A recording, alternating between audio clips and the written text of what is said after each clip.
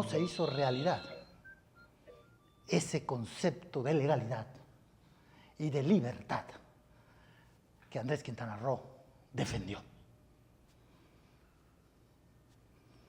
Para entender bien esto, me voy a permitir explicarles un poquito quién fue Andrés Quintana Roo. ¿Quién fue Andrés Quintana Roo? En este mural, ustedes ven a Andrés Quintana Roo sentado en el mero centro de los ilustres, de los que no tienen un arma, no tienen una espada, no, tienen un texto, tienen un papel. Está en el centro, porque fue el principal ideólogo quien no tuvo necesidad de usar armas, porque tenía armas más valiosas, su palabra, sus ideas, su pensamiento. Y me voy a atrever a afirmar algo con lo que seguramente no van a coincidir muchos de los que hablan de historia, de los que verdaderamente la conocen. Yo soy un fanático, no soy historiador ni pretendo serlo. Pero lo que sí es que estoy convencido de que la lucha de la independencia de nuestro México se debió a tres personas, básicamente. Si tenemos que poner en la cabeza de la lista de quiénes son los luchadores de nuestra independencia, yo diría que son tres. El que la inicia, que posiblemente ni siquiera tenía claro a dónde quería llevarnos. Miguel Hidalgo pide apoyo para Felipe VII, no pide apoyo para crear un nuevo país. Sin embargo, tuvo el valor, la fortaleza de luchar para que este país fuera un país más justo, donde se respetaran las leyes. Inició la lucha y como consecuencia su lugar en la historia es indiscutible. Pero después, José María Morelos y Pavón. Él es verdaderamente el que fija claro el objetivo. Queremos un nuevo país. No queremos defender a Fernando VII. Y ese nuevo país surge con la Declaración de Independencia que él promueve. Hay escritores que relatan precisamente que si José María Morelos y Pavón pudo redactar los sentimientos de la nación, es porque contó con la pluma de Andrés Quintana Roo. Quien realmente escribe, traduce las ideas del cura Morelos, que desde luego las tenía clarísimas, pero las hace documento, es Andrés Quintana Roo. Por eso es que digo, si hay tres, estos tres deberán ser, en mi opinión, quienes encabecen la lista de los luchadores de nuestra independencia. Y llevamos su nombre. Los sanjuanistas se llamaba el Grupo de Mérida, que ya antes de los primeros movimientos de la independencia ya reclamaban la independencia, pero no de todo el país, solo de Yucatán. Los sanjuanistas se denominaron. Matías, el papá, era uno de los integrantes de... Entonces él crece en ese ambiente de lucha por la libertad. Se va a estudiar a la Ciudad de México, entra a la Universidad Pontificia, y es tan buen estudiante que quien había sido el rector,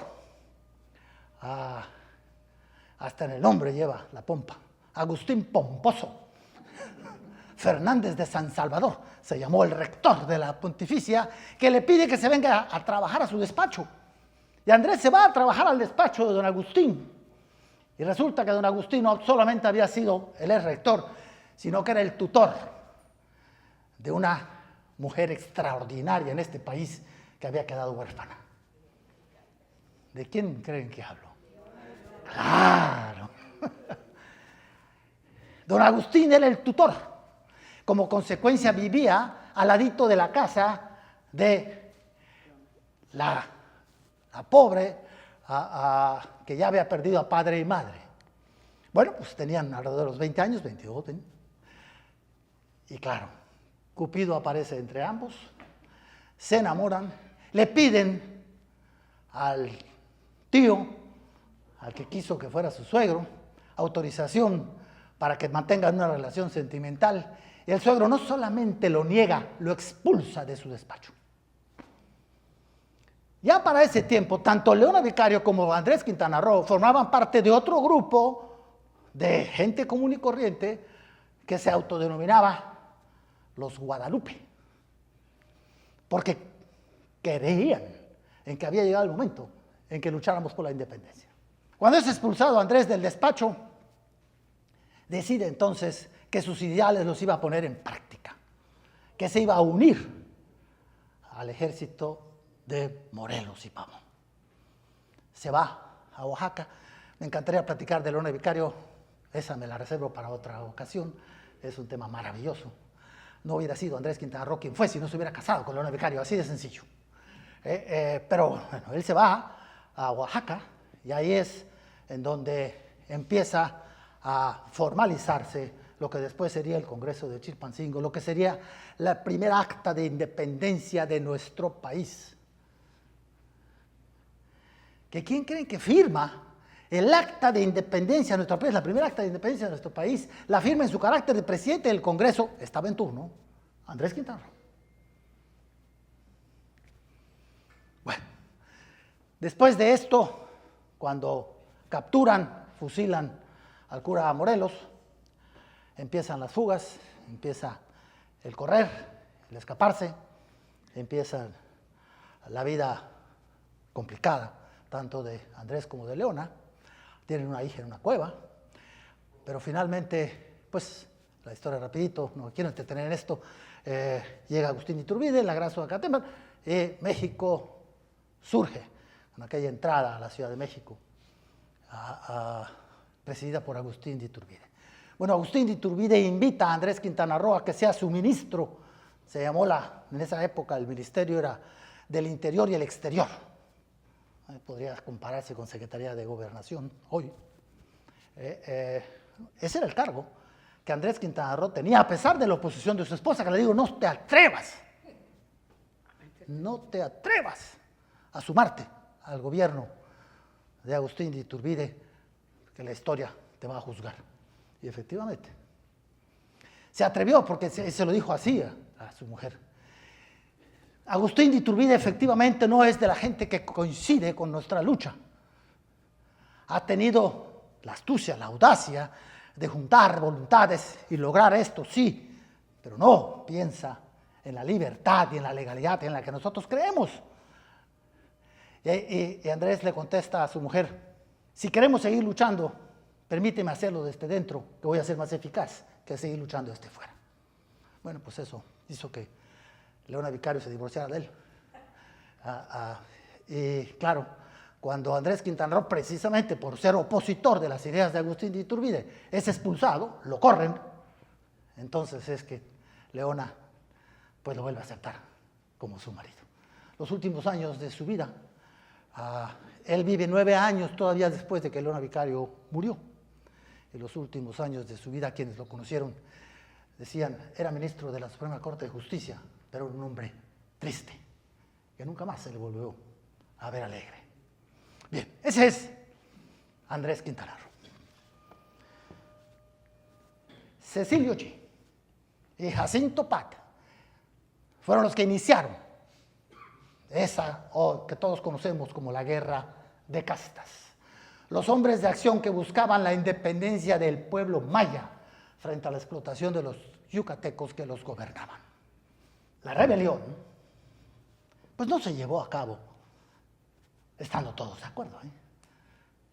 Y es normal.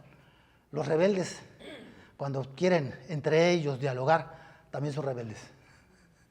Había diferencias, pero había una que verdaderamente era importante.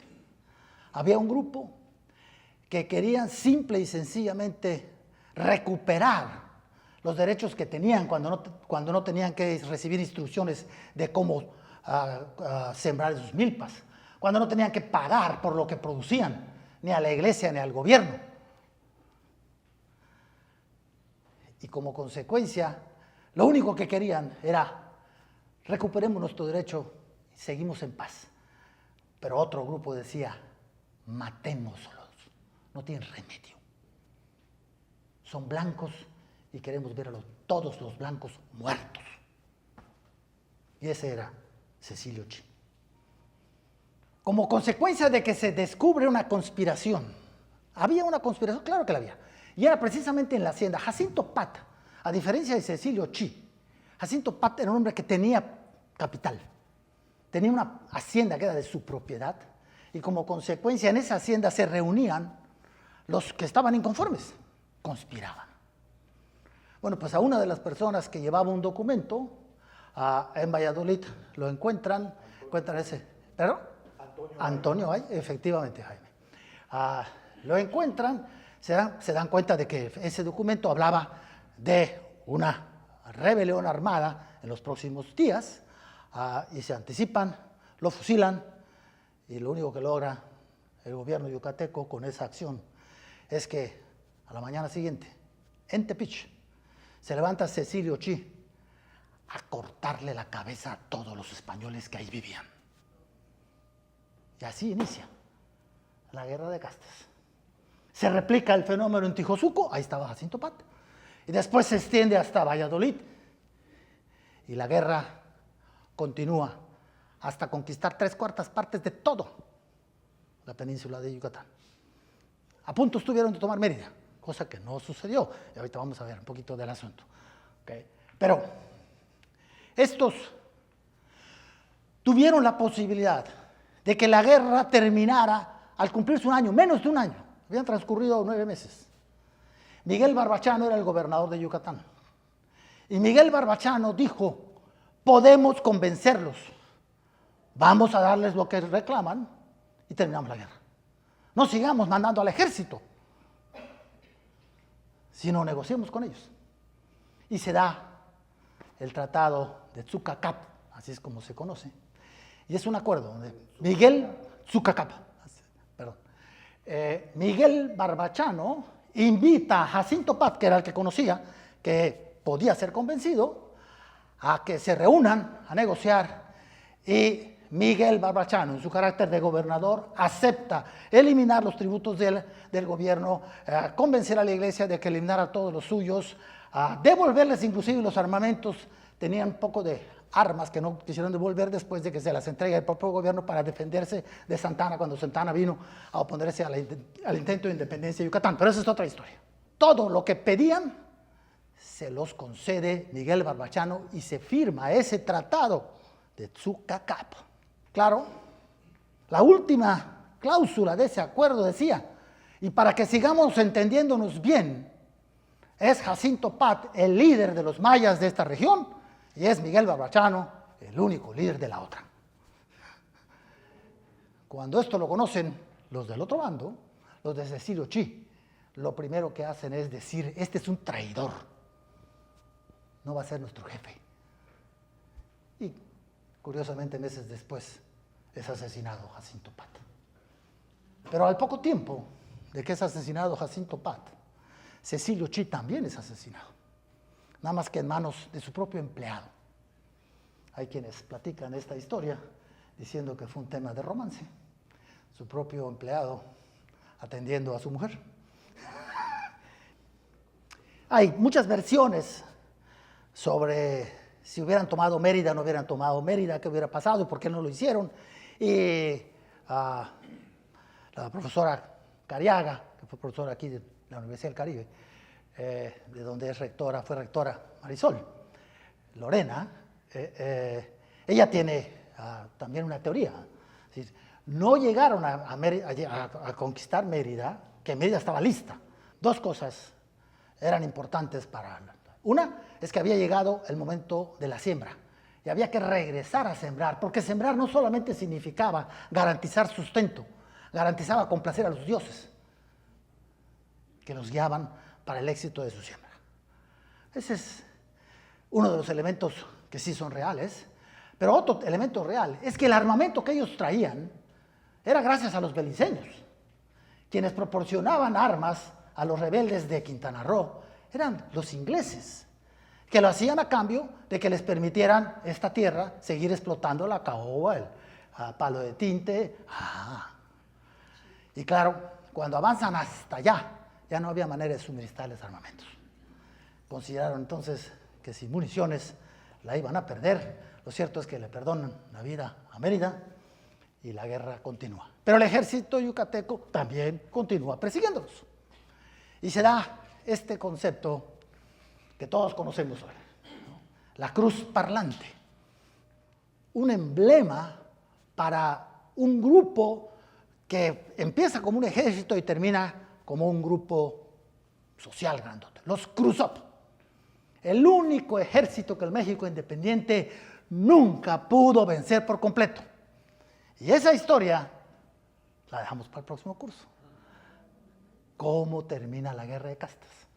Bueno, pues termina porque nace Quintana Roo, pero ese es el tercer curso.